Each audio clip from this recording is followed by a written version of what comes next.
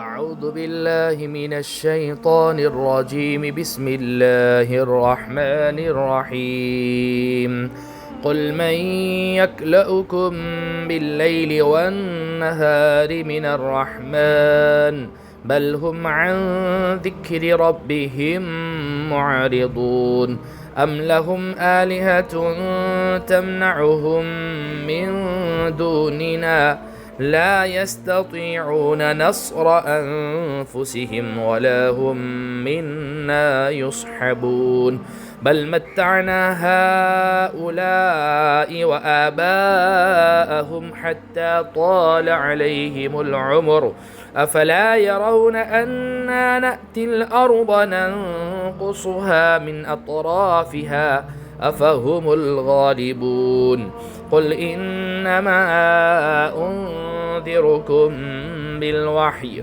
ولا يسمع الصم الدعاء إذا ما ينذرون ولئن مستهم نفحة من عذاب ربك ليقولن يا ويلنا إنا كنا ظالمين ونضع الموازين القسط ليوم القيامة فلا تظلم نفس شيئا وإن كان مثقال حبة من خردل أتينا بها وكفى بنا حاسبين ولقد آتينا موسى وهارون الفرقان وضياء وذكرا للمتقين الذين يخشون ربهم بالغيب وهم من الساعة مشفقون وهذا ذكر مبارك أنزلناه أفأنتم له منكرون۔ میرے عزیزو پیارو بزرگو، اللہ کے رسول پر ایمان رکھنے والے میرے دین عظیم بھائیو، یہ 9 آیتیں جن کی تلاوت ابھی آپ حضرات کے سامنے کی گئی، سورہ انبیاء کا 4تھا رکوع ہے، 9 آیتوں پر مشتمل، آیت نمبر 42 سے لے کر آیت نمبر 50 تک۔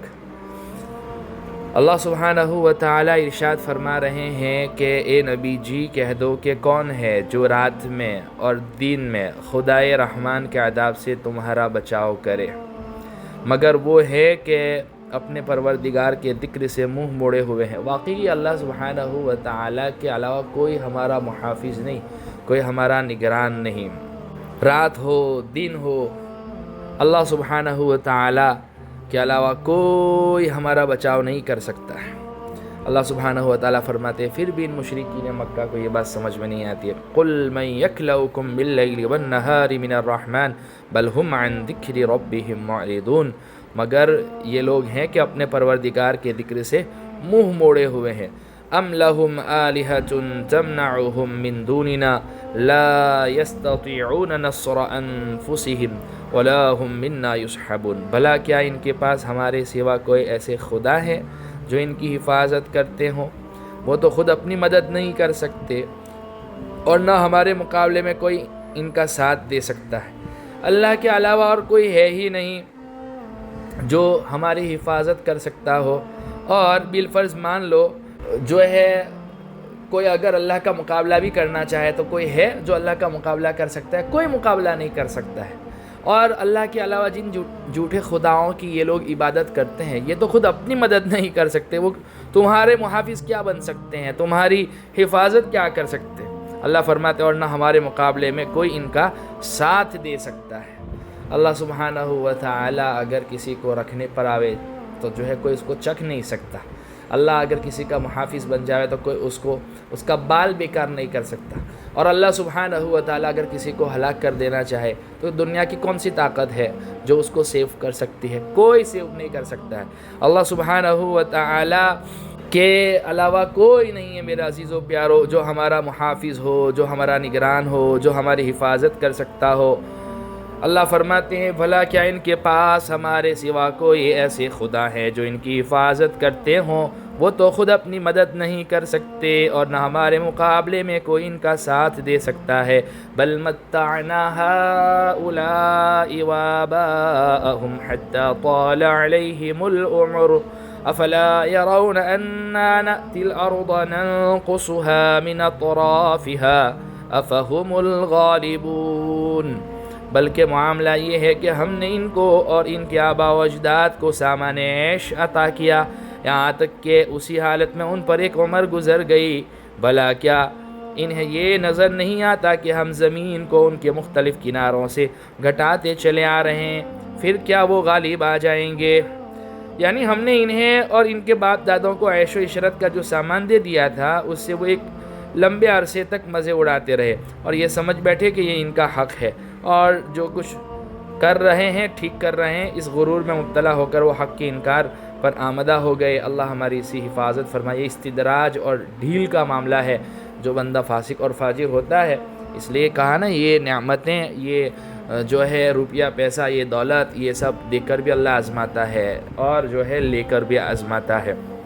اور جو فاسق اور فاجر ہوتا ہے، جن کے مقدر میں جو ہے ہدایت نہیں ہوتی ہے، اللہ سبحانہ و تعالی ان کو ایسے ہی کچھ سامان عشرت اور عیش دے دیتے ہیں تاکہ اس میں مزے اڑاتے رہیں اور پھر اسی میں ان کی زندگی ختم ہو، پھر آخرت میں تو اللہ سبحانہ و تعالی کے یہاں ان کی پکڑ ہے ہی ہے۔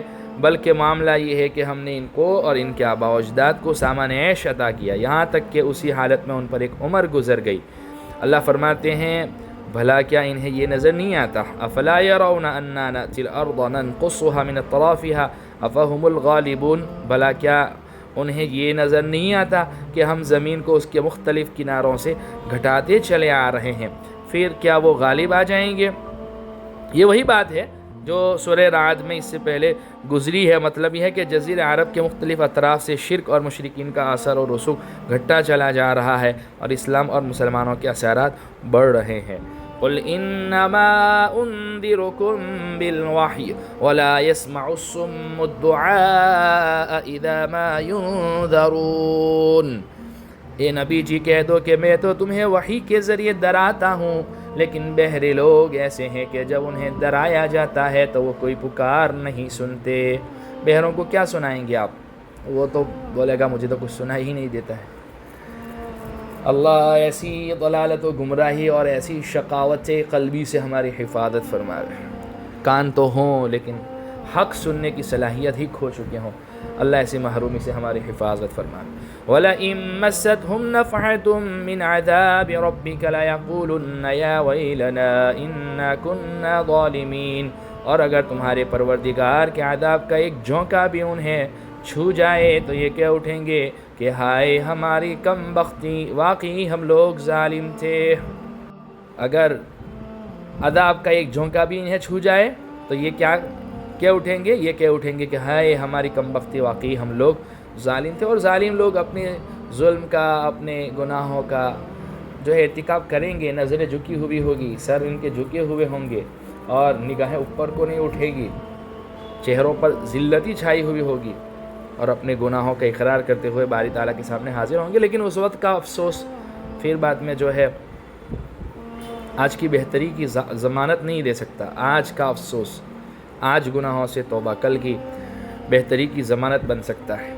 وَنَضَعُ الْمَوَازِينَ الْقِسْطَ لِيَوْمِ الْقِيَامَةِ فَلَا تُظْلَمُ نَفْسٌ شَيْئًا وَإِن كَانَ مِثْقَالَ حَبَّةٍ مِّنْ خَرْدَلٍ أَتَيْنَا بِهَا وَكَفَى بِنَا حَاسِبِينَ، اور ہم قیامت کے دن ایسی ترازویں لا رکھیں گے جو سراپا انصاف ہوں گی۔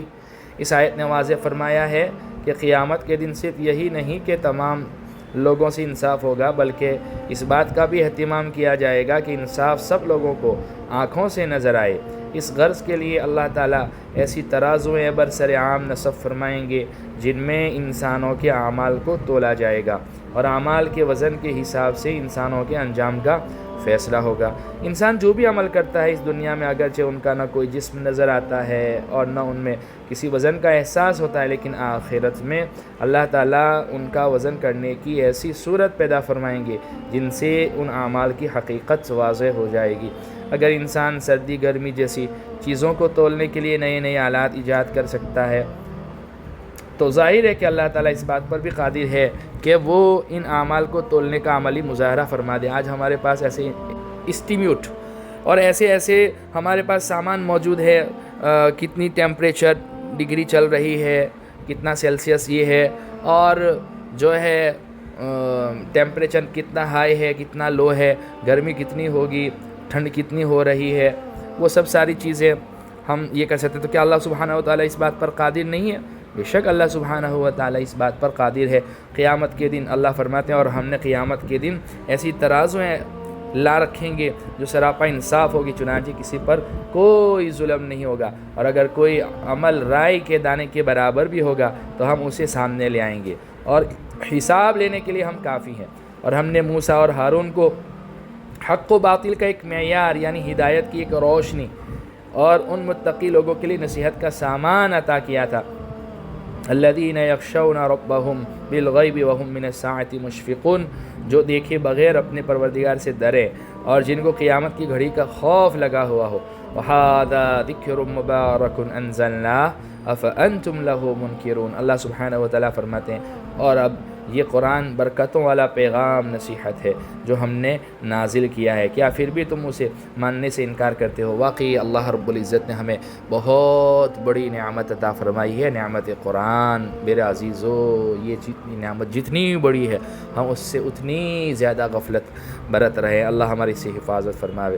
اللہ اس کے تینوں حقوق ہمیں ادا کرنے کی توفیق نصیب فرماوے۔ ایک تو اچھی آواز سے مزین کر کے صحیح تجوید اور اصول اور آداب اور قواعد کی رعایت کرتے ہوئے اس کی تلاوت کرنا، مزے لے کر عربوں کے لہجوں میں قرآن کو پڑھنا، صحیح تجوید کی رعایت کرتے ہوئے پڑھنا۔ دوسرا، اس کو سمجھنا کہ میرا اللہ مجھ سے کیا کہہ رہا ہے۔ تیسرا، جو پڑھا ہے، جو سمجھا ہے، اس پر خود بھی عمل کرنا، دوسروں کو بھی عمل کی دعوت دینا۔ اسی وجہ سے یہ ہمارا سلسلہ ہے۔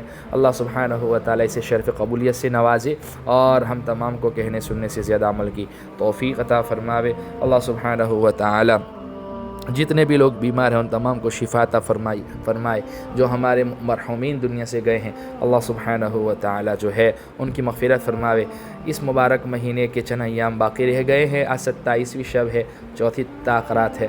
خوب عبادت کریں، اللہ سبحانہ و تعالیٰ سے لو لگائیں۔ کئی جگہوں پر جو ہے ختم قرآن ہوگا، قرآن کی اختتام پر دعائیں بھی ہوگی۔ اللہ سبحانہ و تعالیٰ کی جانے والی تمام دعاؤں کو شرف قبولیت سے نوازے اور ہمیں قرآن اور حدیث کا عاشق بنا دے، ہمارا رشتہ قرآن اور حدیث سے مضبوط بنا دے۔ بہرحال یہ جو ہے سورہ انبیاء کا چوتھا رکوع تھا، 9 آیتوں پر مشتمل، جس کی تفسیر خلاصہ نچوڑ آپ لوگوں کے سامنے رکھا۔ اللہ اپنے فضل سے قبول فرماوے۔ وآخر دعوانا ان الحمد للہ رب العالمین۔